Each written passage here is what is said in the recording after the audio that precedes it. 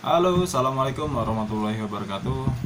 Menurut teman-teman nih, kalau kita mau hutang itu, memangnya perlu nggak sih yang namanya kita harus menggunakan jasa calo agar hutang tersebut bisa tembus, bisa cair? Jangan sampai kita mau berhutang tapi nggak cair nih, karena kita nggak tahu ilmunya. Akhirnya kita pakai jasa orang yang mengerti atau biasa orang bilang jadi calo ya. Menurut teman-teman perlu nggak yang kayak seperti itu? Jadi kita harus pakai jasa orang supaya kredit ini bisa cair. Bahkan ada yang lebih aneh lagi, mau kredit ke rentenir terus pakai jasa anak buah si rentenir tersebut supaya pinjaman ke rentenir tersebut bisa cair. Ini kan lucu kan. Jadi beberapa waktu yang lalu saya sempat sharing-sharing sama orang ini aja, orang nggak terlalu kenal sih, maksudnya sesekali ketemu aja di dekat tempat kerja saya. Nah, terus orang tersebut bilang ke saya kalau beliau habis dapat pencairan hutang dari bank kur yang bunganya 6%. Teman-teman silahkan cari ya nama banknya apa. Pokoknya dia dapat bunga 6%, kecil kan. Plafon pinjaman dia 50 juta, terus apa? Masa kreditnya itu 36 bulan atau 3 tahun. Nah, tanpa sengaja orang tersebut sharing kepada saya. Tiba-tiba ibaratnya kayak ngasih saran lah. Karena beliau nggak tahu ya kalau saya itu salah satu aktivis lah ya, supaya bagaimana orang tuh bisa mendapatkan modal kerja, mendapatkan pendapatan tanpa harus berutang dulu di awalnya, memulai usaha tanpa utang, sesuatu kita membeli barang-barang yang konsumtif juga tanpa hutang. Orang tersebut belum tahu kalau saya tuh punya channel YouTube kayak gini nih. Jadi saya pura-pura jadi orang yang iya aja, bikin tahu sampai mana sih pembicaraannya gitu loh, tanpa saya harus menasihati, karena orang tersebut dalam posisi yang nggak mau dinasihati. Dia hanya curhat dan cerita tentang mungkin menurut beliau itu adalah sebuah prestasi karena bisa mencairkan uang tersebut dengan cara mudah. Nah, jadi ceritanya begini. Orang tersebut butuh modal untuk kerja. Sebenarnya bukan modal ya, jadi usahanya lagi minus, terus butuh modal, suntikan modal lah. Akhirnya butuh modal. Nah, beliau punya rencana untuk pinjem ke salah satu bank BUMN yang bunganya 6% per tahun. Nah, karena nggak tahu SOP-nya bagaimana caranya, akhirnya beliau punya kenalan yang bisa membantu dia untuk mencairkan dana tersebut 50 juta dengan komisi 10%. Berarti 10% dari 50 juta kalau cair adalah 5 juta. Nah, memang sih 6% per tahun itu nggak besar. Jadi kalau kita hitung dari 50 juta plafon yang dipinjam itu, 6%-nya sekitar sebentar. Oh, tadi saya lihat ini simulasinya. Oh, per bulannya itu pokoknya 1520,8 juta. Kalau kita estimasi per tahunnya itu selama 3 tahun itu totalnya jadi sekitar 59 juta, atau per tahunnya itu hanya bayar bunga sekitar 3 juta rupiah. 3 juta berarti per bulannya hanya 250.000 bunga yang harus dibayarkan. Bunganya aja, pokok utangnya tetap harus dibayar kan. Nah, terus orang tersebut bilang saya, kalau utang mah sekarang gampang kok, tinggal bilang aja masih A nih, si calo ini maksudnya, bilang sama dia tahu caranya tuh gimana, cara biar gampang pinjamannya supaya cair dari bank. Memang itu hutang itu cair bener, tapi kita harus berpikir jangka panjangnya ini kan, bagaimana supaya keuangan kita bisa stabil dan aman nih setiap bulan. Karena usaha itu nggak selamanya naik, apalagi orang tersebut bilang kalau dia butuh suntikan modal untuk modal usahanya lagi. Berarti artinya apa? Usahanya lagi nggak sehat, cash flow-nya mungkin nggak aman, atau mungkin pengeluaran dia di atas dari pendapatannya dia, sehingga usahanya minus. Udah minus, lagi jelek, ditambah suntik modal, tambah lagi harus bayar cicilan tiap bulan kan, plus bunganya. Ada 2 tanggungan, 3. Pertama, pokok utangnya tiap bulan harus dibayar. Yang kedua, bunganya harus dibayar. sebesar per bulan 1.520.000 tadi. Terus tambah satu lagi, yaitu adalah biaya operasional untuk keluarganya. Ini kita nggak usah ngomong operasional untuk usahanya ya, karena usahanya udah jelas lagi minus kan. Atau mungkin usahanya lagi plus, cuman surplusnya nggak besar, tapi gaya hidupnya yang besar. Itu bisa jadi kan, tanpa kita sadari, tanpa kalau kita sebagai pengusaha tapi nggak rajin hitung-hitungan gitu loh. Masalah hitung-hitungan itu bukan hitung-hitungan tentang apa, tapi tentang kondisi usaha kita kayak gimana nih, lagi plus apa enggak bulan ini. Kalau saya pribadi, saya seminggu sekali malah kadang-kadang saya review, minggu ini lagi surplus apa enggak, minggu besok lagi surplus apa enggak, apalagi minus usaha saya review terus setiap sebulan, setiap 1 minggu sekali. Kalau misalkan lagi surplus ya bagus, kalau surplusnya dikit ya syukurin aja, berarti memang gaya hidup kita yang harus di bawah dari pengeluaran kita, sehingga dana yang ada itu tetap ada dana laba ditahan untuk pengembangan usaha lagi. Jangan udahlah usaha ini lagi minus atau surplusnya kecil, gaya hidupnya besar, tambah suntik modal untuk usahanya.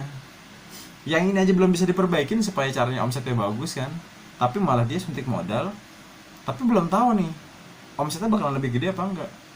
Bisa jadi karena dia suntik modal, dia ada pengeluaran tambahan setiap bulannya ke depan kan selama 3 tahun. Sehingga biasanya kalau kondisi seperti ini, beberapa bulan yang kemudian biasanya akan ada macet, kreditnya macet kan. Kalau udah macet gimana coba dipikirkan gitu. Tambah lagi dari pinjaman 50 juta tadi itu ya, 50 juta bunganya selama 3 tahun sekitar 9 juta. Anggaplah mungkin 10 juta lah, sama kalau kita ada telat-telat dikit, 10 juta dalam 3 tahun.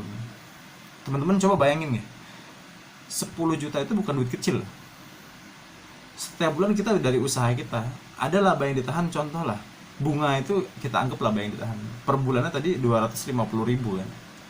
Anggap aja dari usaha itu ada keuntungan yang ditahan sebesar 250.000. Sisanya kita pakai buat kehidupan sehari-hari kita. Misalkan kayak gitu kalau usahanya masih kecil ya. Itu kalau dihitung selama 3 tahun ternyata bisa sampai hampir 10 juta loh. 250.000 dikali 3 tahun, 36 bulan berarti sekitar 9 juta. Enak kan sebenarnya, tanpa kita harus bayar ke bank. Nah, tapi masalahnya kalau saya lagi butuh duit gimana mas? Nah, ini manfaatnya kita harus sharing bagaimana caranya bisa mendapatkan permodalan tanpa harus ke bank. Ada beberapa permodalan. Konten selanjutnya mungkin saya bakalan bikin video tentang bagaimana cara mendapatkan modal selain dari bank. Jadi ada beberapa titik yang bisa kita pakai untuk bisa mendapatkan permodalan tanpa harus utang ke bank. Seperti yang udah saya lakukan selama 2 tahun ini di usaha saya yang walaupun masih omsetnya di bawah 100 juta per bulan, tapi karena modalnya itu dari perputaran margin yang ada, dan saya juga investasi terus bagaimana caranya belajar meningkatkan omset dari usaha saya. Walaupun sesekali omsetnya kadang agak turun, jadi marginnya agak turun, cuman setiap bulan alhamdulillah masih surplus gitu loh teman-teman. Karena saya bebas dari cicilan tiap bulan. Saya pikirkan hanya operasional usaha dan operasional keluarga saya. Operasional keluarga saya bisa pakai dari gaji saya setiap bulan. Operasional usaha saya bisa keluarkan dari margin atau keuntungan kotor dari usaha saya. Sehingga masih ada sisanya dikit. Walaupun cuman ibaratnya ya, sebulan hanya 1 juta 2 juta lah laba bersihnya atau profitnya. Kalau nggak kita pakai kan 1 juta alhamdulillah. Saya minum dulu sebentar ya. Bismillah.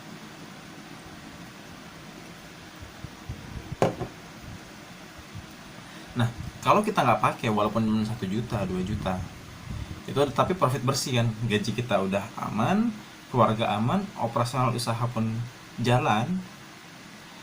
Walaupun cuma 1 juta per bulan aja, kalau kita kalikan setahun udah 12 juta loh.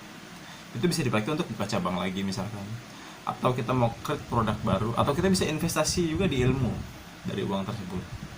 Supaya apa? Kalau kita udah dapatkan ilmunya, kita bisa, atau kita tahu cara mengembangkan usaha kita. Entah kita harus bikin produk baru yang fit untuk market kita, ataupun kita pakai untuk belajar dulu, atau kita pakai untuk pengembangan.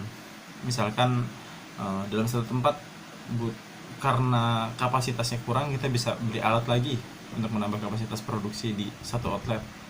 Itu kan bisa kita kembangkan gitu loh. Tapi tentunya semua harus ada ilmunya kan. Nah, ilmunya ini juga ibaratnya kayak kita sekolah lagi gitu.